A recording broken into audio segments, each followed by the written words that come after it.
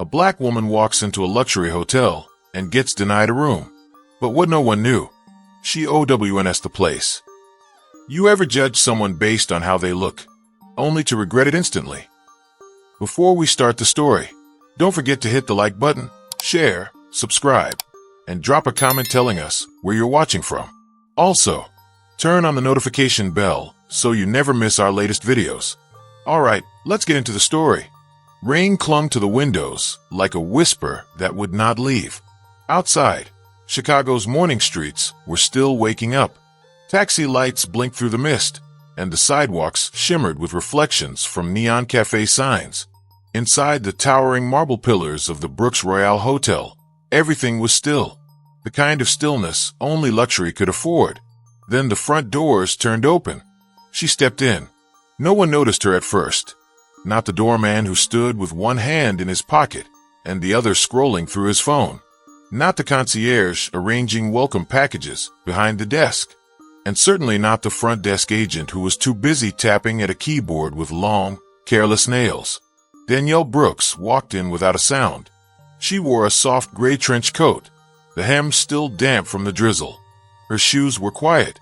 Her movements were deliberate. She carried a simple leather bag over her shoulder. No assistant, no driver trailing behind, no designer luggage, just her. Her blouse was powder blue, tucked in, neat. Her slacks were tailored, but not flashy. Her hair was pulled back into a tight puff, not a single strand out of place. To anyone watching, she looked like a woman passing through town. A business traveler, perhaps, or someone looking for directions. Nothing more. She did not wear power on her sleeve. She never had to. Danielle approached the front desk with the kind of calm that was built over years of being underestimated. She smiled gently. "Checking in," she said. The young woman behind the counter looked up for the first time. She was chewing gum, her phone half hidden under the desk. She gave Danielle the kind of customer service smile that felt mechanical, forced. A smile meant for someone you are about to dismiss. "Name, please," the receptionist asked. Danielle replied, still polite. "Brooks. Danielle Brooks." There was a pause. The receptionist's fingers tapped the keys. Her brows furrowed. Then she glanced up, her voice shifting. "I don't see a reservation under that name." "That is all right," Danielle replied. "There is always a suite held under the owner's block." The receptionist tilted her head, skeptical. Her eyes scanned Danielle slowly, from shoes to bag to hair. Her tone hardened. "I'm sorry, ma'am. We're at full capacity tonight. You would need a confirmed reservation to stay here. This is for guests only." Guests only. Those two words hung in the air like a slap. Danielle's expression did not change, but the atmosphere around her did. She was no longer a woman waiting to check in. She was something else now, something the staff could not quite place, and yet felt compelled to control. She turned slightly, her eyes resting on the gold plaque mounted behind the front desk. The Brooks Royale, a Brooks International property. Her name was not just on the guest list. It was on the building. "I am a guest," she said calmly. "And more than that, I own this hotel." There it was. The truth. The receptionist blinked. Her lips parted in disbelief. She let out a short breath that was almost a laugh, like Danielle had just told her she was the mayor, or the queen, or something equally absurd. "You own the Brooks," she repeated, with an edge in her voice. Danielle nodded, steady. "Yes." The receptionist narrowed her eyes. "I am going to have to call the manager." "Go ahead," Danielle said softly. Across the lobby, a man in a golf shirt nudged his partner. A woman sipping coffee near the fireplace tilted her head to listen. Eyes began to shift. Attention started to gather. Danielle felt the weight of it, the invisible burden that came with being seen, but not believed. And that was only the beginning, because this story was never about a room. It was about recognition. It was about who gets to belong, and who gets questioned every single time they walk through a door. Danielle stood still, saying nothing more. She was used to this part, the moment just before the tide turned, the moment people realized they had made a mistake. But this time, the lesson would not come gently. This time, they would feel it, all of it, and it had only just begun. It took less than 2 minutes for the assistant manager to arrive. His name tag read Kyle Henderson. His tie was crooked, his shoes slightly scuffed, and his clipboard was gripped too tightly in one hand. He approached with the hurried smile of someone who had already decided who was wrong before hearing a single word. "Good evening. Is there a problem with your reservation?" The receptionist wasted no time. "She claims to own the hotel," she said, her voice just loud enough to carry across the lobby. Danielle stood motionless. "I don't claim," she said. "I do. My name is Danielle Brooks. I am the CEO of Brooks International. You will find my name on every executive memo, on every contract, and every quarterly report for this property." Kyle's smile faltered for a second. "Right. Just give me a moment," he said, already turning toward the back offices. His voice lowered into the walkie clipped to his belt. "Security. Can I get a unit to the lobby?" Non-aggressive. Danielle heard every word. The receptionist tapped at her keyboard again, this time more urgently. Her eyes flicked from the screen to Danielle, then to the guests watching nearby. Her fingers fidgeted on the mouse, then slowly slipped toward her phone under the desk. Danielle could guess what she was doing. Googling.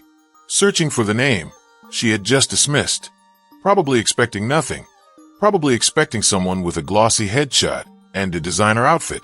Not the quiet woman in simple shoes who had just walked through the door without a single trace of entitlement. Security arrived quietly. One guard took position by the elevators.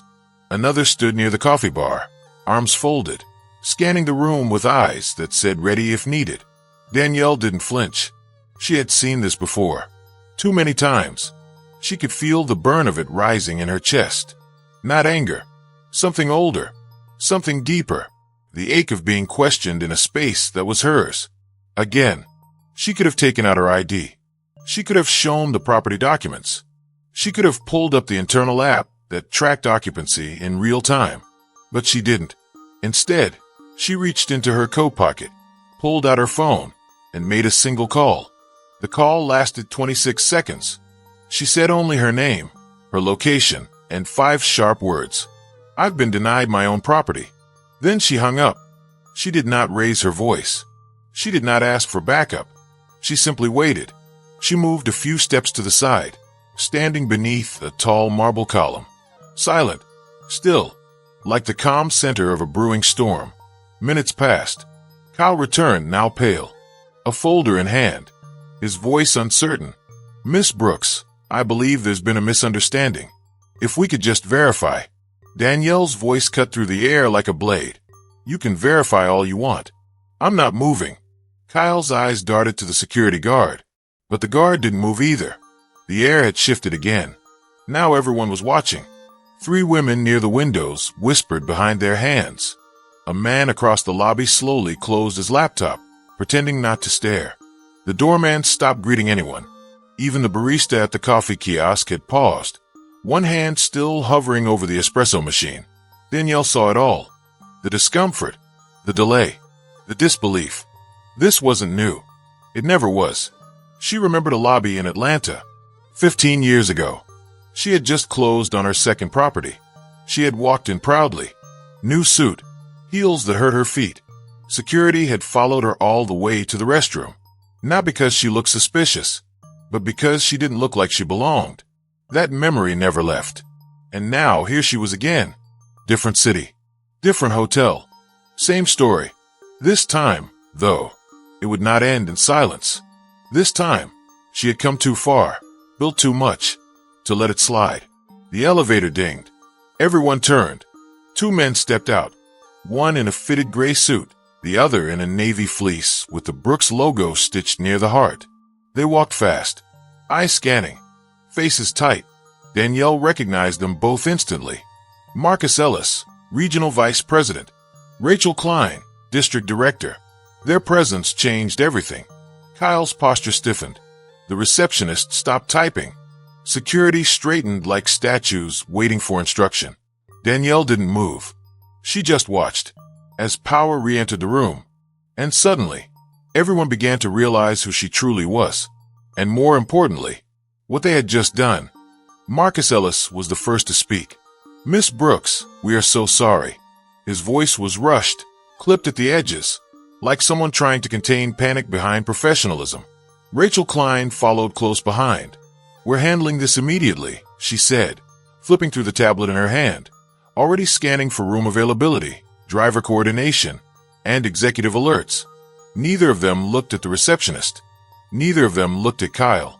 Their eyes were locked on Danielle, the CEO, the woman they had just left a conference call with not 2 hours earlier, the woman whose signature approved their bonuses, whose name was on every investor briefing, every corporate email footer, every training manual they had ever reviewed.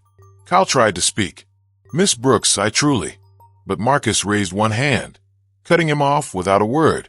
Silence fell again, thicker this time, the kind that hums in your bones. Rachel glanced up from her tablet. "The penthouse suite is being cleared now. Your car will be rerouted for tomorrow morning. Your usual espresso and fruit plate will be in the room within the hour." Danielle gave a small, slow nod. "Thank you." But she wasn't done. Not yet. She looked around. The eyes, the whispers, the shame starting to show. And she wanted them to sit in it. She wanted them to feel it. Not for her sake, but for every person who would walk through this lobby after her. For the woman in a wrinkled coat who might need help but be ignored. For the father with tired eyes and cheap luggage who might be doubted. For the young black girl dreaming of her own hotel empire, who needed to know this world could be different. Danielle turned back toward the front desk. She walked slowly. Each step echoed slightly off the marble floor. She placed her phone gently on the counter. "I'll take the 12th floor suite," she said. "Same setup. Please send someone up to confirm it is clean." The receptionist opened her mouth, but no sound came. Her cheeks were flushed, her eyes wide. Danielle didn't wait. She turned to Marcus. "Am I checked in?" "Just finished," Marcus replied, flipping through the clipboard in his hand. 2 key cards, incident report in process, and a full internal review underway. "And the rest?" Danielle asked. Rachel answered this time. "We've issued a site-wide alert. All staff are being notified. Corporate audit is ready. Mandatory retraining will begin within 72 hours. No exceptions." Danielle nodded once. She looked over at the receptionist, the same young woman who had said, "Guests only." Her hands were now shaking slightly as she tapped the keyboard. Danielle spoke clearly. "You'll speak to her," she said, not as a question, but as a directive. Marcus cleared his throat. "Yes, ma'am." Privately, with HR present, Danielle held up one hand. "I'll speak to her too. Not now. After I've rested." The elevator doors opened. She stepped in, calm and quiet. As they closed behind her, she saw Kyle still standing by the desk, sweat gathering at his collar, eyes darting toward the floor. And for the first time that night, he looked unsure of everything he thought he knew. Danielle reached the 12th floor. The suite door was already open. Inside, it smelled of fresh lemon and eucalyptus. The fruit plate sat on the table. The espresso pods were lined up in a neat row. A folded card with her initials sat beside the welcome note, though it looked like it had been written in a rush. She walked through the room slowly, not checking for luxury, checking for intention, checking for care. She sat on the edge of the bed, not to rest, but to feel, to remember, and to decide what came next. Because the worst part of that night was not the disrespect. It was how unsurprising it had been. And that, more than anything, was what needed to change. The suite was silent, but Danielle's thoughts were not. She sat with her back straight, hands folded in her lap, staring out the wide glass windows that overlooked the city. Chicago pulsed beneath her. Streetlights flickered in puddles. Headlights curved through intersections like slow-moving fireflies. And somewhere down there, someone else was being doubted too. She knew that without question, because it always happened. And it never looked the same, but it always felt the same.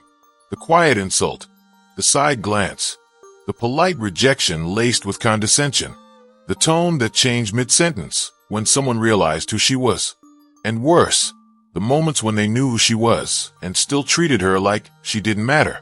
Danielle let out a long, measured breath. She thought about the receptionist. Young, unaware, caught in a moment bigger than her training. But that didn't excuse the way she spoke. The way she dismissed someone who didn't match the image in her head of what power looks like. Danielle thought about Kyle. A manager in title only. So quick to judge. So sure of his authority. So comfortable assuming he'd never be challenged. She thought about the way he called security. Not in fear. Not in response to anything threatening. But because he didn't want to be wrong. Because he couldn't imagine being corrected by someone who looked like her. Danielle stood up slowly. She walked to the vanity, where a clean glass of water waited. She sipped once, then placed it down, her fingers still wrapped around the rim. She remembered being 29, her second year at the company she would eventually run. Back then, she was answering phones and balancing ledgers at night. People had called her sweetheart more than her name. Some guests tossed their room keys at her like she was invisible. And she had taken it, not because she lacked pride, but because she knew what she was building. Now, all these years later, with 17 properties and thousands of employees, she still found herself standing in lobbies, explaining her worth. That was the part that stung. Not the mistake. The familiarity. She checked her phone. A message from her assistant lit up the screen. All in motion. Do you want a press statement drafted? Danielle paused. Her thumb hovered over the keyboard. She could have ended this hotel's reputation in minutes. One tweet. One video. The headlines would write themselves. Black CEO denied room in her own hotel. But that wasn't what she wanted. Not tonight. This wasn't about revenge. This wasn't about rage. It was about the quiet ache of having to prove yourself in spaces you already earned. She closed the message without replying. She didn't need the world to know what happened. She needed her staff to understand why it could never happen again. Danielle turned off the lights. The room dimmed, shadows stretching across the carpet like soft waves. She sat back on the edge of the bed and leaned forward slightly. This was the real work, the unseen part, the internal reckoning that came before the external change. Tomorrow, they would see her again, but not as the woman they doubted, not as the woman they tried to dismiss. Tomorrow, she would walk through that lobby not as a guest, but as the CEO. And this time, no one would mistake her. Not because she would announce herself, but because her presence would demand recognition. She stood again, went to her bag, and pulled out a dark charcoal suit. Pressed, clean, ready. She laid it across the chair, then sat back down. Her reflection in the window looked calm, but she felt something rising. Not anger, not pain. Power. The kind of power that doesn't need to be proven, only remembered. And in the morning, they would remember. The sun rose slowly over the skyline, painting the city in streaks of copper and gold. Light spilled through the windows of the 12th floor suite, falling across the floor like a quiet invitation. Danielle Brooks was already awake. She stood at the mirror, buttoning her blouse, crisp ivory, ironed to perfection. Her suit jacket was deep charcoal, tailored to fit like armor. Her heels were simple but sharp. Each detail was intentional. Each piece chosen not to impress, but to affirm. She wasn't dressing to be seen. She was dressing to be undeniable. At exactly 6:30 in the morning, she stepped into the elevator. Alone. No assistant. No noise. Her hands rested gently by her sides. Her eyes focused ahead. The elevator doors opened to the lobby. The shift was immediate. Voices dropped mid-sentence. Staff who had been laughing a moment earlier straightened their posture. The concierge froze, then nodded, almost instinctively. Even the barista, pouring a latte behind the kiosk, paused with the cup still in her hand. Danielle didn't look left or right. She walked straight across the polished floor, her heels echoing with each step. Marcus and Rachel were already waiting by the fireplace. They held 3 folders and 2 untouched cups of coffee. Their faces said everything. No one had slept. Danielle gave a small nod. Conference room, she said. They followed in silence. Past the concierge desk, past the front counter, into a small glass-walled executive meeting room designed for comfort and discretion. Inside sat Kyle. His tie was tighter today, his clipboard nowhere in sight. Next to him was the receptionist, her name tag now clearly visible. Ashley. Her hands were folded tightly on her lap, her lips pressed in a thin, nervous line. Her eyes never left the table. Across from him sat a woman in corporate attire, with a notepad and a calm expression. Danielle took the seat at the head of the table. She didn't rush. She didn't speak right away. She let the silence sit there, heavy and full of truth. Then finally, she asked, "Would someone like to explain what happened last night? From your perspective?" Ashley looked down. Kyle cleared his throat. Nothing came out. Danielle waited. Ashley whispered, "I didn't think. I didn't expect." "You didn't expect someone like me to own the building," Danielle said, finishing the sentence for her. Ashley nodded. "Barely. Was I rude to you?" Danielle asked. Ashley shook her head. "No, ma'am." "Did I raise my voice?" "No." "Did I threaten anyone?" "No." Danielle took a breath. Her voice remained steady. "Then why was I treated like a trespasser?" She turned slightly toward the HR representative. "I'm not here for a firing squad," she said, "but I am here for accountability." Marta, the woman from corporate, nodded. "Understood." Rachel leaned forward. "We're issuing a formal write-up for Ashley and removing her from front desk duties until recertification is complete. Kyle will be placed on administrative review pending further interviews." Danielle turned to Ashley again. "How long have you worked here?" "For months." "And in that time, how often have you thought about who built this hotel?" Ashley hesitated. "I assumed it was a corporation, a group of investors." Danielle let that sit in the air. 17. That's how many properties I've built across this country, from Baltimore to Phoenix. I've poured every piece of my story into these places. Luxury designed with intention, service shaped with empathy. And still, I walk into a lobby with my name on the wall, and I'm invisible to the people working beneath it. Her voice never rose, but it did not need to, because the truth was already loud enough. Rachel spoke next. "We've drafted a company-wide memo. All Brooks properties will undergo mandatory inclusivity and empathy training. Every staff member, every location." Danielle nodded. "Good, but make sure it's not another box to check. I don't want memorized scripts. I want understanding. I want change that sticks when no one is watching." Marcus added quietly, "We'll make it real." Danielle stood. The meeting was over. She walked out without another word, and behind her, the lobby began to shift again. Not because she had demanded it, but because now they knew who she was. And more importantly, they knew she had always been watching. Danielle waited, not for drama, not for spectacle. She waited because the morning rush needed to pass.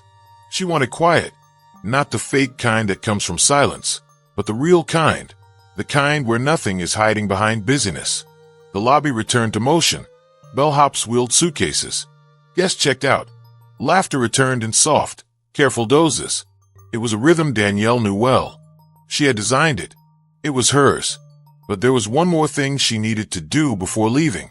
This part wasn't corporate. It wasn't about policy. It was about something deeper.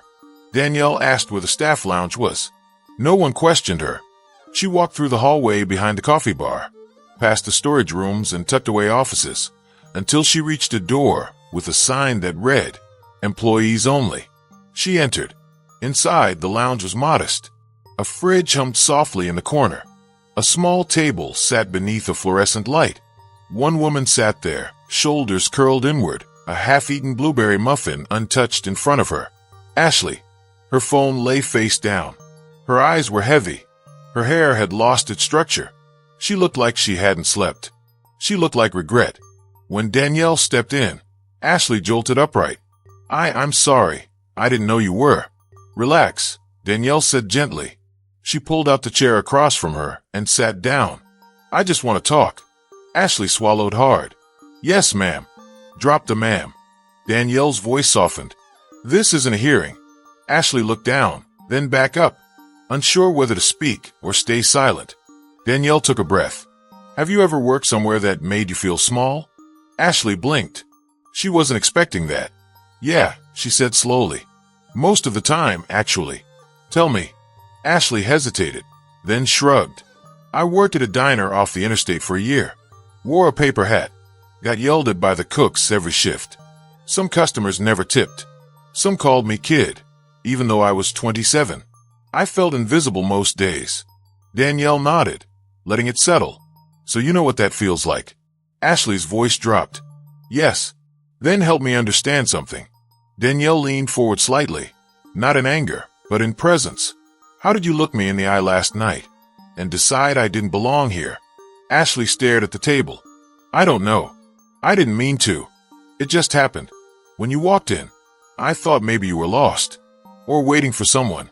You didn't look like. She stopped herself. Danielle didn't blink. Didn't look like what? Ashley's voice cracked. Like the kind of person who owns hotels. Danielle exhaled, slow and long. That's the problem. People have a picture in their head. Clean cut, male, older, probably white. And when someone walks in who doesn't fit that picture, everything changes. Tone, posture, assumptions.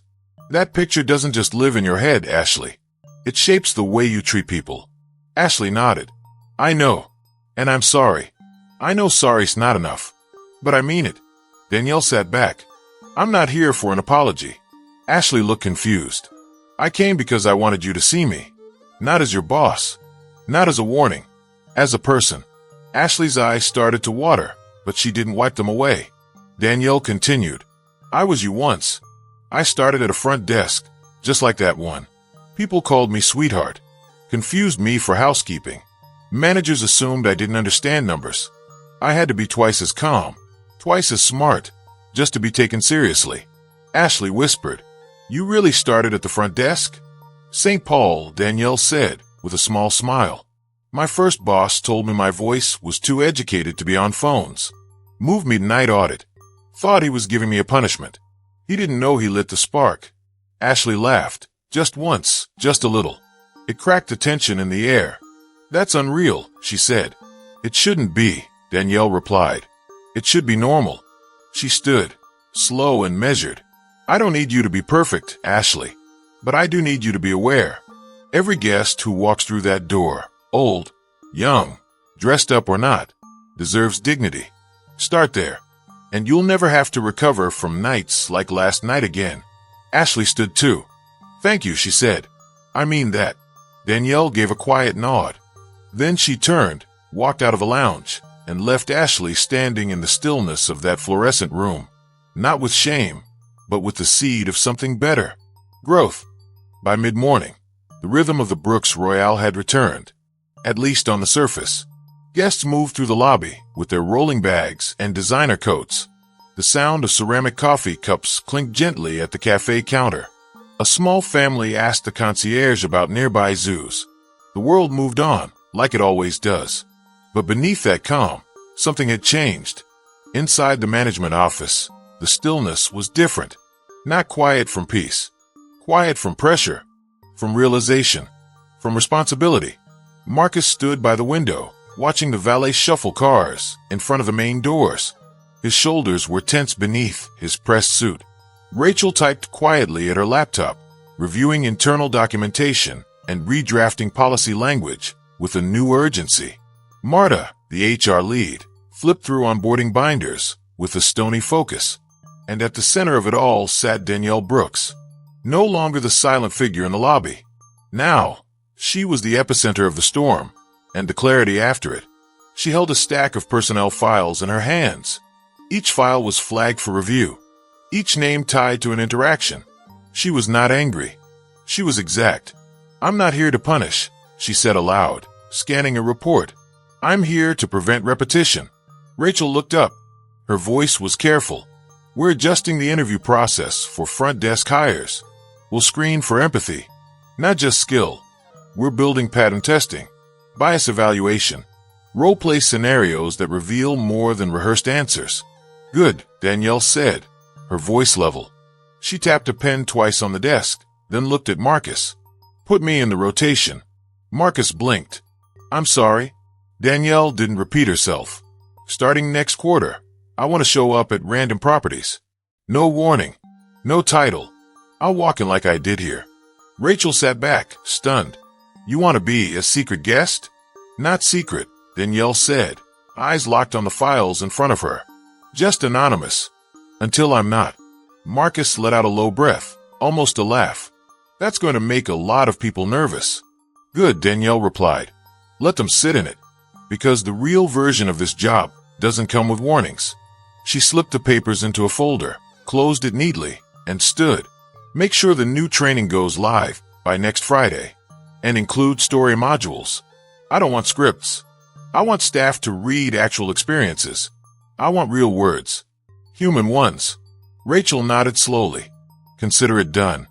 Danielle walked out of the office, and the moment she stepped back into the lobby, the ground shifted again.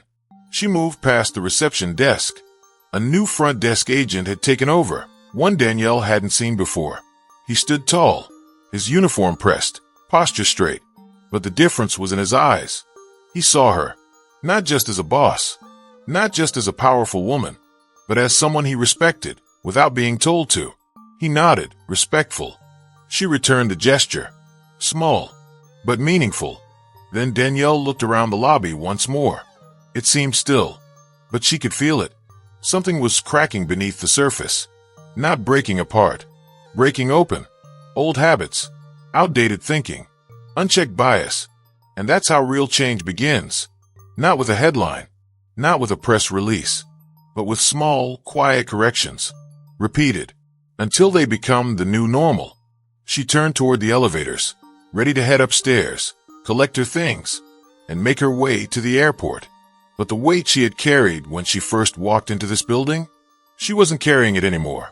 She had left it somewhere between the front desk and the staff lounge, and in its place, a different kind of weight, one they would all have to carry now. The weight of knowing better. The elevator doors opened on the 12th floor with a soft chime. Danielle stepped out, her heels now a familiar sound on the carpeted hallway. The scent of fresh linens drifted through the air. Everything felt still, polished, prepared. She reached the suite. The door was ajar. Housekeeping must have just finished. Inside, the lights were dimmed to a warm glow. Her suitcase stood by the wall, neatly zipped. Her laptop rested on the desk, charger wrapped with precision. The bed was made with crisp, clean corners. On the coffee table, a fresh espresso tray waited. Just as requested, everything was in order, except for one thing. On the nightstand beside the bed sat a folded piece of paper. No envelope, no hotel letterhead, just a single sheet, torn from a notepad. The handwriting was careful, small, deliberate. Danielle opened it. It read, "Miss Brooks, thank you for your grace. I will be better. Ashley." There was no apology written, no corporate language, no defensiveness, just a few words. Honest, vulnerable, human. Danielle stared at the note for a long moment. She folded it once, then again, and slid it into the side pocket of her purse. Of all the things she would leave this hotel with, that note mattered the most.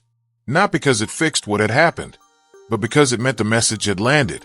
She walked slowly around the suite one last time. Her eyes traced the textures she had chosen herself years ago. The deep velvet curtains, the brass lamp fixtures, the pale wood floors.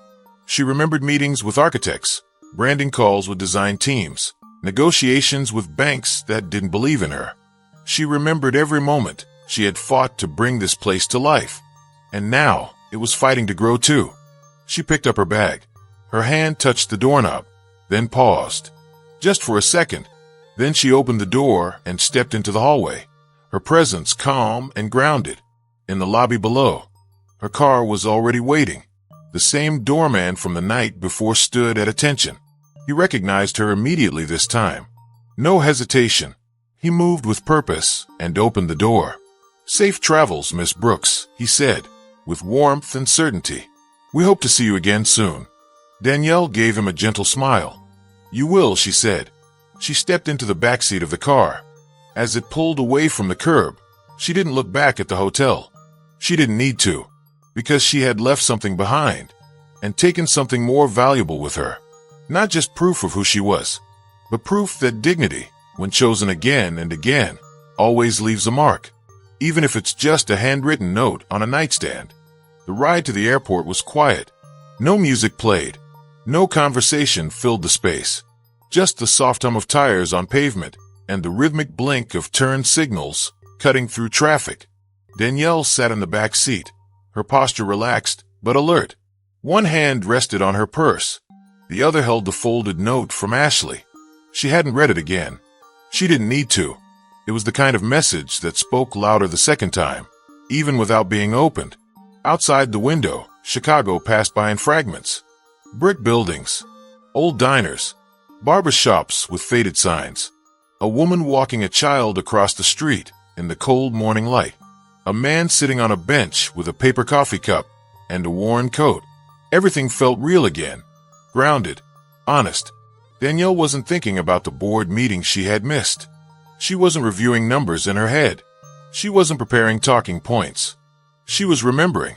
She was remembering that young version of herself, the woman who had once cleaned conference rooms at night and answered phones during the day, who had worn a suit 2 sizes too big because it was the only one she could afford, who had stood in rooms full of men and waited for her turn to speak, and was rarely given it.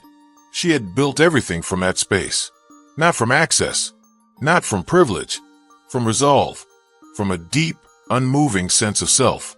Danielle watched the traffic lights blur into green and red streaks as the car crossed under a low bridge. She wasn't angry about what happened at the hotel.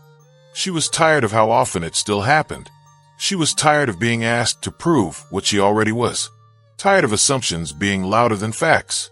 Tired of being seen second and doubted first. And yet, she wasn't bitter. That part was important. Danielle didn't carry bitterness. She carried memory. And memory, when handled right, wasn't a weight. It was a tool. It sharpened your edges. It cleared your vision. It reminded you who you were when the world tried to blur your reflection.